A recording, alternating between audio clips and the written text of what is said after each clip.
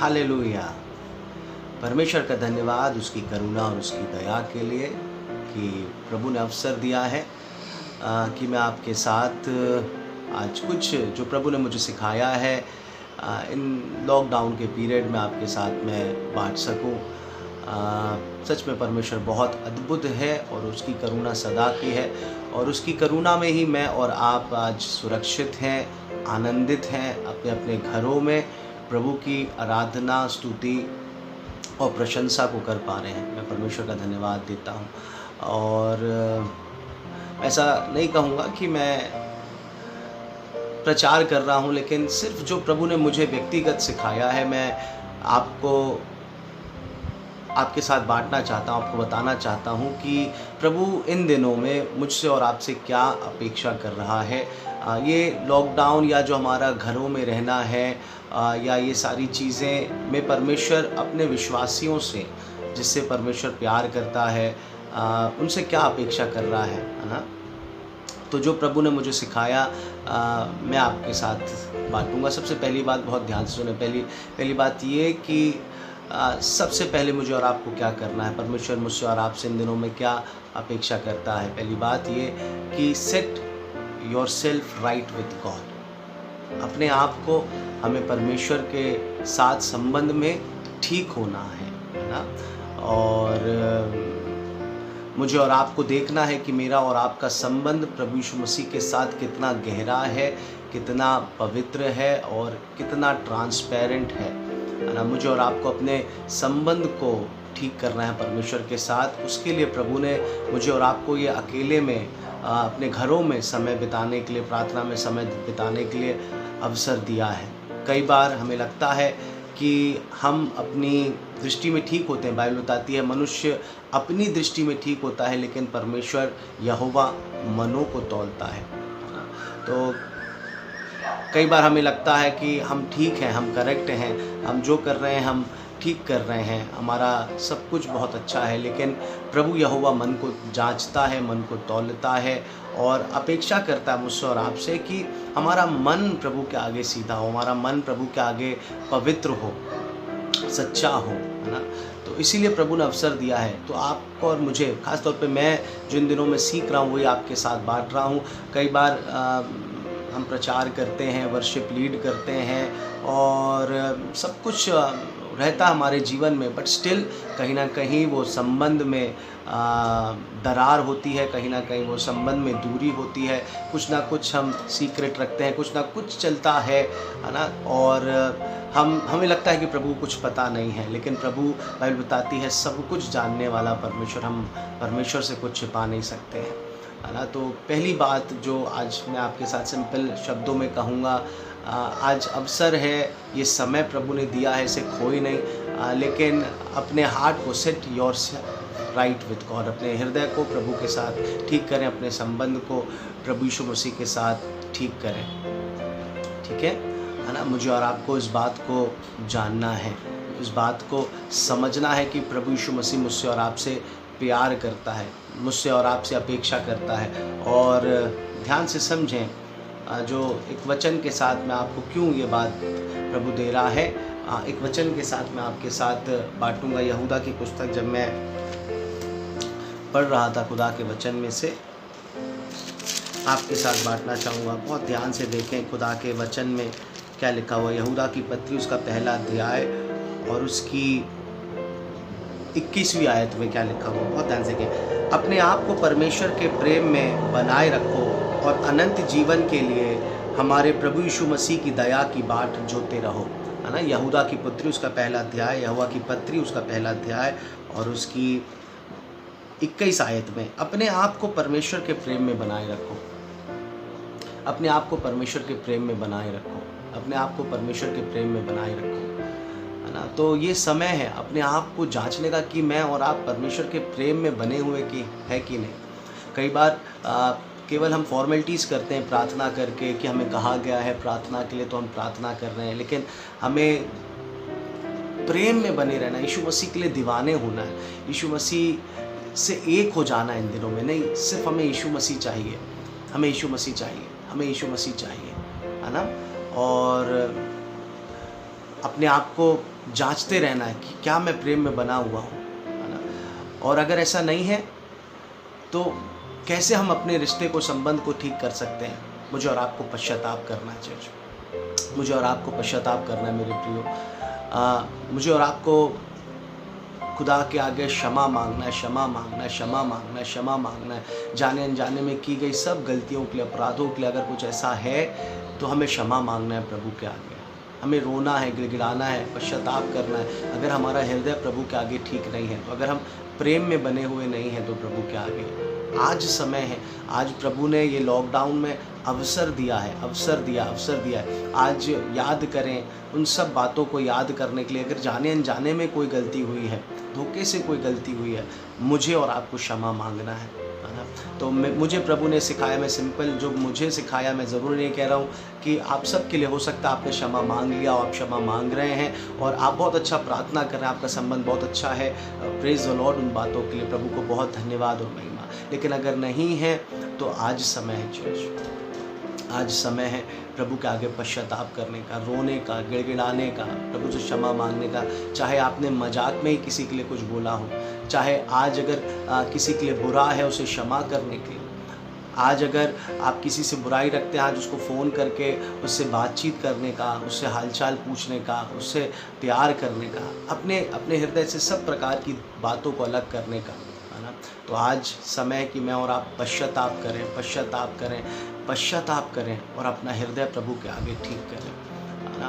और चाहे वो सिन हो सकता है, चाहे कोई भी पाप हो सकता है, चाहे वो कोई एडिक्शन हो सकती है, अगर कोई ऐसी बात है जो गुप्त की है, कई बार गुप्त की बातें होती हैं, गुप्त के पाप होते हैं, है ना। गुप्त का सिन होता है जो केवल मैं और आप जानते हैं अपने जीवन में, कि मैं और आप उन बातों से जूझ रहे हैं संकट में, और वो बातें हमें प्रभु के प्रेम में बने रखने से हमें रोकती, हम प्रभु के प्रेम में नहीं बने रह सकते हैं उन बातों के कारण, वो हमें दूर करती हैं। आज समय है हम ऐसी बातों के लिए क्षमा मांगें और प्रभु से कहें, प्रभु आप हमें छुड़ाएं और हम उस प्रेम में बने रहें, उस पवित्र प्रेम में, यीशु मसीह के साथ प्रेम में बने रहें चर्च। आज समय है प्रार्थना करने का, आज समय है पश्चाताप करने का, आज समय है आंसू बहाने का, आज समय है अपना संबंध यीशु मसीह के साथ ठीक करने का चर्च। आज समय है। नो डाउट प्रभु आपसे बहुत प्यार करता है, नो डाउट आपको सब प्रकार के इस जो माहौल है ना, जो संकट है, समस्या से प्रभु आपको बचाएगा, आपको शैतान छू भी नहीं सकता है। लेकिन मेरे प्रियो बहुत जल्द यीशु मसीह का आना है। हम उस घड़ी और उस पल को तो नहीं जानते कि यीशु मसीह का आना कब होगा, लेकिन बहुत जल्द यीशु मसीह का आना होगा, है ना। तो उसके आगमन के पहले आवश्यक है कि मेरा और आपका अपने दुल्हे के साथ, अपने राजा के साथ, अपने पिता के साथ संबंध बहुत अच्छा हो, आमीन, है ना। उसी में देखिए आयत में अगर मैं आगे आपको कहूँ परमेश्वर के वचन में क्या लिखा हुआ है ना, अपने आप को परमेश्वर के प्रेम में बनाए रखो और अनंत जीवन के लिए हमारे प्रभु यीशु मसीह की दया की बाट जोते रहो। और अनंत जीवन के लिए, पहली बात प्रेम में बनाए रखो, दूसरी बात अनंत जीवन के लिए दया की बाट जोते रहे, दया की बाट जोते रहे। यीशु राजा दया, यीशु राजा दया, यीशु राजा दया, यीशु राजा दया, यीशु राजा दया।